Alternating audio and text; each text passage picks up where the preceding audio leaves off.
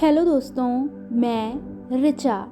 आज मैं आप लोगों के साथ हूँ एक नए अंदाज में। आज मैं आप लोगों के साथ कहानियाँ लेकर नहीं बल्कि रामधारी सिंह दिनकर जी का लिखा हुआ एक लेख ईर्ष्या तू न गई मेरे मन से लेकर हाजिर हूँ। मुझे उम्मीद है आप इस लेख को पढ़कर इससे बहुत कुछ सीखेंगे। आइए सुनते हैं ये लेख। मेरे घर के दाहिने एक वकील रहते हैं जो खाने पीने में अच्छे हैं, दोस्तों को भी खूब खिलाते हैं और सभा सोसाइटियों में भी भाग लेते हैं। बाल बच्चों से भरा पूरा परिवार, नौकर भी सुख देने वाले और पत्नी भी अत्यंत मृदुभाषिणी। भला एक सुखी मनुष्य को और क्या चाहिए? मगर वे सुखी नहीं हैं। उनके भीतर कौन सा दाह है, इसे मैं भली भांति जानता हूँ। दरअसल उनके बगल में जो बीमा एजेंट हैं, उनके विभव की वृद्धि से वकील साहब का कलेजा चलता रहता है। वकील साहब को जो भगवान ने जो भी दे रखा है वह उनके लिए काफी नहीं दिखता। वह इस चिंता में भुने जा रहे हैं कि काश एजेंट की मोटर उनकी मासिक आय और उनकी तड़क भड़क मेरी तरह होती। ईर्ष्या का यही अनोखा वरदान है। जिस हृदय में ईर्ष्या घर बना लेती है, वह उन चीजों से आनंद नहीं ले पाता जो उसके पास मौजूद हैं, बल्कि वह उन वस्तुओं से दुख उठाता है जो वह दूसरों के पास पाता है। वह दूसरों से अपनी तुलना करता रहता है और अपने पक्ष के सभी अभाव उसके हृदय पर दंश मारते रहते हैं। दंश के इस दाह को भोगना कोई अच्छी बात नहीं है, मगर ईर्ष्यालु मनुष्य करे भी तो आखिर क्या करे? आदत से लाचार होकर उसे यह वेदना भोगनी पड़ती है।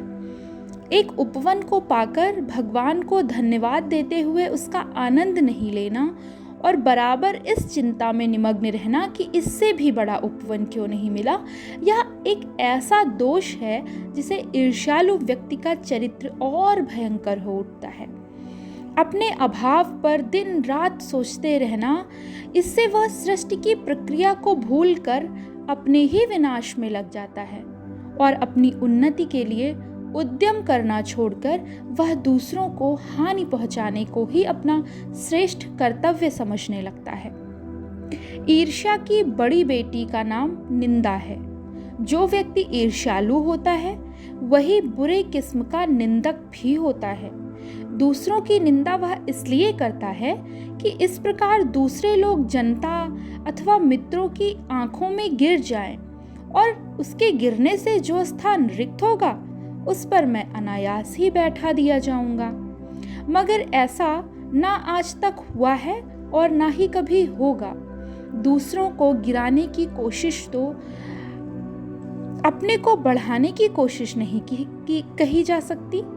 एक बात और है कि संसार में कोई भी मनुष्य निंदा से नहीं गिरता। उसके पतन का कारण सद्गुणों का ह्रास होता है।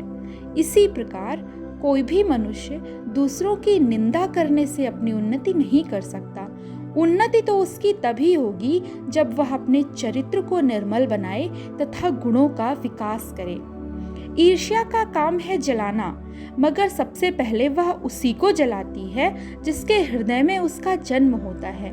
आप भी ऐसे बहुत से लोगों को जानते होंगे जो ईर्ष्या और द्वेष की साकार मूर्ति हैं और जो बराबर इस फिक्र में लगे रहते हैं कि कहाँ सुनने वाला मिले और अपने दिल का गुबार निकालने का मौका मिले। श्रोता मिलते ही उनका ग्रामोफोन बजने लगता है और वो बड़ी ही होशियारी के साथ एक एक कांड इस ढंग से सुनाते हैं कि मानो विश्व कल्याण को छोड़कर उनका और कोई ध्येय है ही नहीं। अगर जरा इतिहास को देखिए और समझने की कोशिश कीजिए कि जब से उन्होंने इस सुकर्म का आरंभ किया है तब से वे अपने क्षेत्र में आगे बढ़े हैं या पीछे हटे हैं, और यह भी देखिए कि वे निंदा करने में समय और शक्ति का अपव्यय तो नहीं करते, और उनका स्थान आज कहाँ है, और अगर वे यह नहीं कर रहे होते तब उनका स्थान कहाँ होता। चिंता को लोग चिता कहते हैं। जिसे किसी प्रचंड चिता ने पकड़ लिया है, उस बेचारे की जिंदगी ही खराब हो जाती है। ईर्ष्या शायद फिर चिंता से भी बदतर चीज है, क्योंकि वह मनुष्य के मौलिक गुणों को ही कुंठित बना डालती है। मृत्यु शायद फिर भी श्रेष्ठ है बनिस्बत इसके कि हमें अपने गुणों को ही कुंठित बना देता है। दग्ध व्यक्ति समाज की दया का पात्र हैं, किंतु ईर्ष्या से जला भुना आदमी जहर की एक चलती फिरती गठरी के समान है, जो हर जगह वायु को दूषित करती फिरती है। ईर्ष्या मनुष्य का चारित्रिक दोष ही नहीं है, प्रत्युत्तर इसने मनुष्य के आनंद में भी बाधा डाली है। जब भी मनुष्य के हृदय में ईर्ष्या का उदय होता है, सामने का सुख उसे मध्यम सा दिखाई पड़ने लगता है। पक्षियों के गीत में जादू नहीं रह जाता है और फूल तो ऐसे हो जाते हैं मानो वे देखने के योग्य ही ना हो। आप कहेंगे कि निंदा के बाण से अपने प्रतिद्वंदियों को बेध कर हंसने में एक आनंद है, और यह आनंद ईर्ष्यालु व्यक्ति का सबसे बड़ा पुरस्कार है। मगर यह हंसी मनुष्य की हंसी नहीं, राक्षस की हंसी है। यह आनंद भी दैत्यों का आनंद होता है। ईर्ष्या का संबंध प्रतिद्वंदिता से होता है, क्योंकि भिखमंगा करोड़पति से ईर्ष्या नहीं करता। यह एक बात है जो ईर्ष्या के पक्ष में भी पड़ सकती है, क्योंकि प्रतिद्वंदिता से मनुष्य का विकास होता है। किंतु अगर आप संसार व्यापी सुयश चाहते हैं, तो आप रसेल के मतानुसार शायद नेपोलियन से प्रतिस्पर्धा करेंगे। मगर याद रखिए कि नेपोलियन भी सीजर से स्पर्धा करता था, और सीजर सिकंदर से, तथा सिकंदर हरकुलिस से, जिस हरकुलिस के बारे में इतिहासकारों का यह मत है कि वह कभी पैदा ही नहीं हुआ।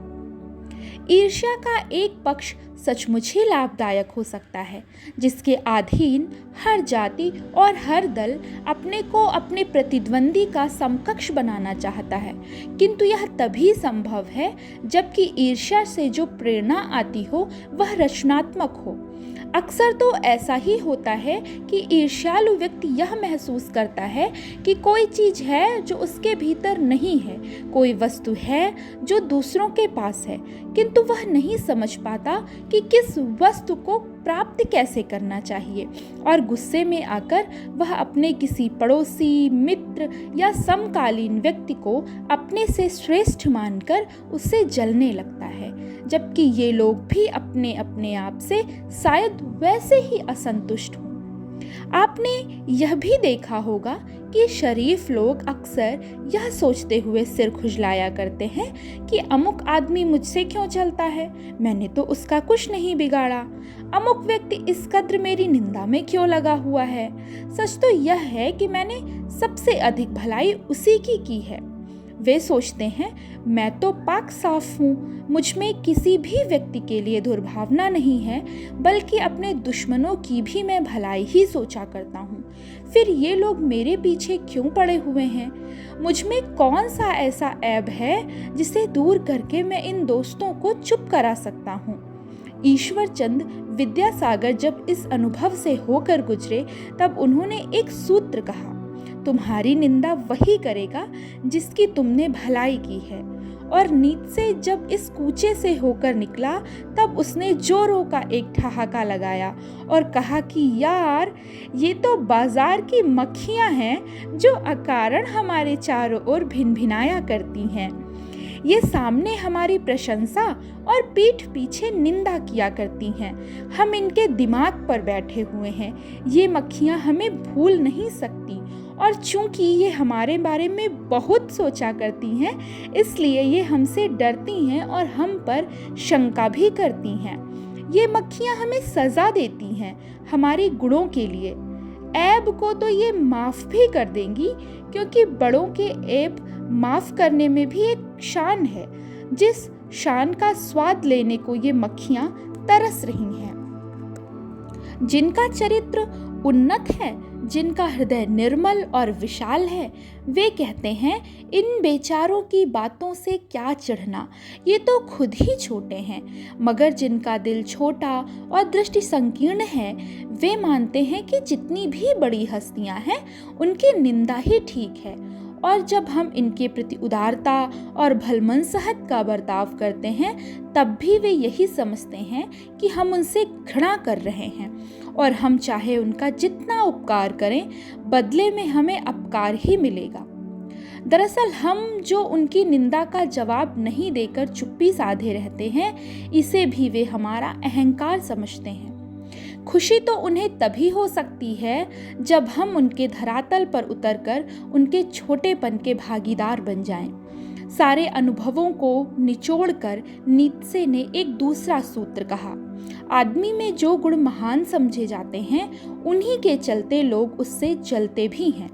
तो ईर्ष्यालु लोगों से बचने का क्या उपाय है? नीत्शे कहता है कि बाजार की मक्खियों को छोड़कर एकांत की ओर भागो। जो कुछ भी अमर तथा महान है, उसकी रचना और निर्माण बाजार तथा सुयश से दूर रहकर किया जाता है। जो लोग नए मूल्यों का निर्माण करने वाले हैं, वे बाजारों में नहीं बसते, वे शोहरत के पास भी नहीं रहते हैं। जहां बाजार की मक्खियां नहीं भिनकती, वह जगह एकांत है। यह तो हुआ ईर्ष्यालु लोगों से बचने का उपाय, किंतु ईर्ष्या से आदमी कैसे बच सकता है?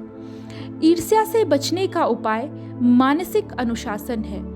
जो व्यक्ति ईर्ष्यालु स्वभाव का है, उसे फालतू बातों के बारे में सोचने की आदत छोड़ देनी चाहिए। उसे यह भी पता लगाना चाहिए कि जिस अभाव के कारण वह ईर्ष्यालु बन गया है, उसकी पूर्ति का रचनात्मक तरीका क्या है। जिस दिन उसके भीतर यह जिज्ञासा जगेगी, उसी दिन से वह ईर्ष्या करना कम कर देगा। यह लेख रामधारी सिंह दिनकर जी के द्वारा लिखे गए रेती के फूल नामक पुस्तक से लिया गया है।